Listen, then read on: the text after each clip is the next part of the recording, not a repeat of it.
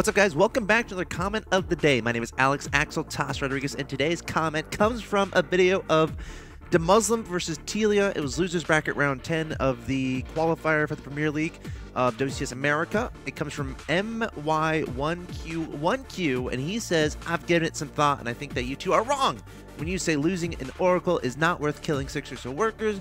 My theory is that an Oracle is a one-time use. Once the opponent has seen the Oracle and it has killed some workers, they're going to build missile turrets, spores, or cannons to make sure it doesn't happen again, rendering the Oracles useless. Maybe I'm wrong about this, but I've never been able to do a second attack with one. Axeltoss, what do you think? Well, first of all, thanks for asking me a direct question.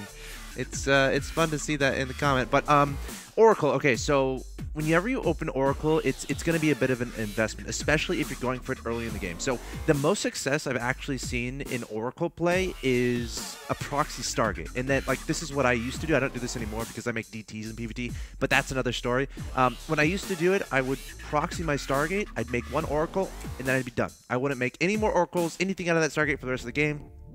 All I wanted to do was try to get some worker kills early, try to annoy my opponent earlier. Of course, I would keep the Oracle alive, hopefully, and then use Envision a little bit later, or use it to detect, potentially. So I feel like there's a lot of uses for an Oracle beyond the initial worker harassment that you go for. Of course, it forces static D out of your opponent. But again, the cons are going to be you're delaying other stuff, right? Your expansion is potentially going to be later. Your progression into other tech is going to be later because you're spending money on the Stargate and then the Oracle. So it's kind of like you're going to be a little bit vulnerable to those scary stem timings with the 2 medevacs, the 4 medevacs, lots of Marines, lots of Marauders, and that can be pretty scary if you open Stargate. So you got to be really careful in making your transitions and making sure you stay safe from that. But really interesting topic. Thank you, Mr. My1Q1Q, for bringing it up, and thanks for asking me a comment directly because that makes me feel pretty cool. So guys, I want to know your thoughts about Stargate play. How have you been able to make it work?